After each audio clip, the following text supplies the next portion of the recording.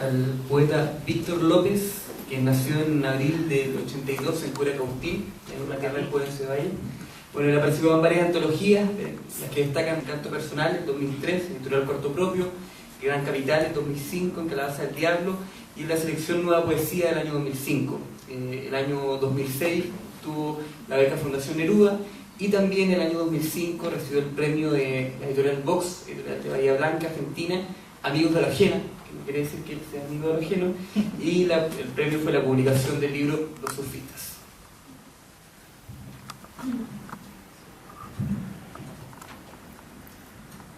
Bueno, ¿se escucha bien? Voy a leer ahora de mi segundo libro, que es un libro muy especial porque es un libro que trabaja un tono un poco más autobiográfico y es un libro compuesto por un solo poema de 60 páginas. Claramente que no voy a leer 60 páginas, voy a leer unas 10 páginas bien cortas para graficar un poco lo que es este segundo trabajo y este segundo proyecto. Este libro se llama Guía para perderse en la ciudad y bueno, ahora empiezo. Se acercó a la ventana para dar una idea exacta de un hecho, pero descubrió que no existe una idea exacta de un hecho, solo un montón de hojas muertas acumulándose en la parte trasera de un jardín que lo más bien podría ser un jardín mental, donde se acumulan ideas, recuerdos o la noción que nosotros tenemos de la palabra recuerdos. Lo cierto es que se acercó a la ventana para decir: mira, hijo, esta hoja que yace aquí muerta, mientras tú crecías, ella también crecía, mientras aprendías en tu cuerpo los secretos de un lenguaje hecho de diferencias, ella también aprendía a ocupar un lugar en el tiempo y en el espacio delimitado por la palabra diferencia. Inclusive ya por esos años un tipo llamado Wittgenstein le decía a su amante al oído: hay tantas palabras invisibles que deseo oír, tan solo por decir algunas cosas que sucedieron aquí durante tu ausencia, la mitad de la casa fue desmantelada para dar paso a una carretera de alta velocidad. A mí se me cayeron los dientes y tu hermana se deprimió hasta el punto de desaparecer. Entonces, ¿cuántas visitas al dentista serán necesarias para que los dientes parezcan realmente blancos, brillen sin el sarro que por años se acumuló, para que al final del día, con la boca anestesiada, podamos preguntarnos: ¿ahora cuánto tiempo es necesario para aprender a sonreír? Preguntas como esta no existen, y si existieran, el paisaje publicitario que nos rodea asemejaría un montón de hojas muertas acumulándose en la parte trasera de un jardín que lo más bien podría ser un jardín mental. La última imagen que ella conserva de él es marchándose bajo un camino oscuro rodeado de cipreses, un hombre siempre un libro de gramática abierto, donde los fantasmas del contexto giran sobre sus manos. Si digo esto puede ser sostenido por una mano, también estoy diciendo la pesadez puede ser sostenida por las palabras. Quizás la manera en que llevamos la palabra abandono escrita en el cuerpo sea la razón por la cual nos quedamos hasta tarde pensando en las hojas que caen en el patio de atrás sin que nadie se dé cuenta. Entonces, ¿cuáles serán las palabras apropiadas para decirle a alguien que su hijo ha muerto? ¿Cómo es que un día acaricias el rostro de alguien y al otro día ese alguien es un fantasma temible y aterrador? Lo cierto sería decir que los jardineros se durmieron cortando la maleza y es tarde. A esta hora el pasto degollado, mutilado, se empieza a secar y ahora vendrá lo difícil. ¿Por dónde empezar una conversación? ¿Cómo empezar a hilar esa red de asociaciones que hace mucho los lingüistas definieron como habla y que ahora en un paisaje completamente derruido, abandonado, volverán a ser? Hay un árbol a la distancia. La curvatura del cielo lo hace posible. Las palabras también sufren en su piel el paso del tiempo. En primavera los cipreses se mueven con el viento. Las manchas en las sábanas son de un gris pálido, casi solar.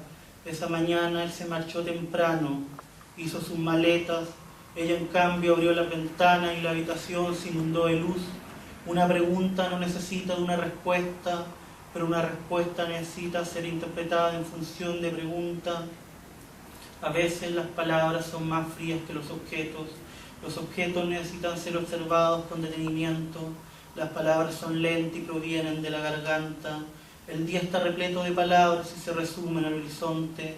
Un obrero cansado desde las alturas mira a su hijo escribir un poema. Él también construye un edificio de palabras en el cual nunca vivirán. Un edificio que sangra la herida del mundo. Un montón de imágenes que se fueron acumulando una a otra antes de que viniera alguien y las barriera bajo la alfombra de golpe. No te quedes con la luz prendida hasta tarde, decía mi mamá. La oscura inmovilidad de las cosas que se duermen en los ángulos como el polvo. Una canción que se fue formando de fragmentos hasta traer desde la infancia una ráfaga turbia de hojas que se fueron acumulando bajo un cielo de nubes luminosas. ¿Cuántas hojas pueden caer en el mismo lugar antes de que en nuestros labios se forme un pensamiento? ¿Cómo se sumerge por años el dolor para volver a emerger un día cualquiera en la apacible forma de una película donde ha empezado a nevar, lo blanco refulge y lo único que uno puede hacer es sentarse en el sillón, abrigarse y beber una taza de sopa caliente? Ella se hizo un collar con los cristales que estaban esparcidos en el suelo. Después vino alguien vestido de blanco, la declaró loca y no volvió nunca más. Un libro necesita ser leído al menos una vez para que sus hojas no se resquebrajen con el tiempo. Un paisaje de posibles oraciones y palabras hermosas que no dicen nada. La escritura no es la representación del mundo, sino una concesión con él. ¿Cuántos libros uno puede leer en su vida y seguir teniendo la sensación de vacuidad? La ventana se rompió y los cristales quedaron esparcidos en el suelo. Un poema es un inventario de silencios. Mi abuelo creía que yo era demasiado indio como para ser familiar de él. Cuando iba a verlo no respondía el timbre de la puerta de su casa, hasta que un día no respondió más. Las flores en el jardín despiertan. Afuera el canto de los pájaros y el sonido de las patrullas sostienen un discurso. Cada palabra tiene una representación mental, así como cada persona sostiene sus propias preguntas y respuestas. La débil distancia que separa el suave aroma de un cuerpo joven del intenso olor que expele un cuerpo ya senil. Pese a la lluvia matinal, el cielo es de un color fuertemente anaranjado. Las nubes grises se retiran hacia un paisaje escrito una y mil veces, pero no así repleto de incertidumbre. Ahora voy a intentar representar lo irrepresentable. Mi padre, construyendo mi primera biblioteca, se golpeó el dedo tan fuerte que la uña se le cayó, quedando en su lugar un espacio vacío, el cual yo siempre evité de mirar. Los recuerdos ya no son así de claros, el tiempo se ha plegado sobre ellos, dejando entrever una grieta oscura, algo así como insignificante. Pienso con frecuencia en aquello que no es difícil de recordar, las distorsiones narrativas y poéticas a las que uno se ve expuesto, la lógica que guarda cada acto infinito. Una mariposa mueve sus alas en quinta normal, eso causa una tormenta de proporción en Rhode Island, un lugar entre la falta de límite y la falta de definición. La última vez que vi llorar a mi hermano fue cuando se marchó al servicio militar. Después volvió y su rostro era mucho más duro, indiferente. Cada país tiene una palabra para definir el miedo, la soledad, la música de los insectos en verano, la interpretación de la danza de la naturaleza, la angustia de ir pensando en el corazón como un cazador solitario, diría Carson McCullers. Incluso la idea de casa parece ser anterior a la misma idea de representación. ¿Cómo puede ser posible que alguien haya decidido levantar un edificio frente al paisaje que dibujaba todos los días en su cuaderno? Ahora no hay horizonte ni distancia visible. La distancia es un asunto de contexto, piensa. Sin embargo, un cuaderno vacío, sin ninguna imagen, también es una imagen. No nos olvidemos que este texto se compone de imágenes, imágenes débiles, imágenes sutiles, imágenes que se duermen en la velocidad de la lengua. Lo único que uno aprende con el tiempo es abrocharse los zapatos, a prepararse huevos revueltos e intentar simular la falta de confianza al nombrar los puntos oscuros, los vidrios rotos en los que ha chocado la nieve. Todo placer ha nacido de la necesidad, nos dice Hölderlin, y Joseph Brodsky nos dice al respecto que las cosas se endurecen en la memoria para que uno no pueda mudarlas de lugar. Pero todo depende del cristal con que uno observa el día o la noche, y cómo la imaginación es capaz de fundir dos o más conceptos en una imagen. La ventana ese año permaneció todo el tiempo cerrada, aún así el mundo afuera seguía dando muestras de su existencia, la gota en el cristal, la débil melodía de los pájaros en la mañana. ¿Cómo podremos reconocer algún día ante nosotros lo que nunca antes hemos visto? ¿Cómo poder decir felicidad sin haber escuchado nunca la palabra felicidad? En esta parte del texto hay algo indescifrable, una imagen que imita nuestra vida, que intenta hacer nuestra vida.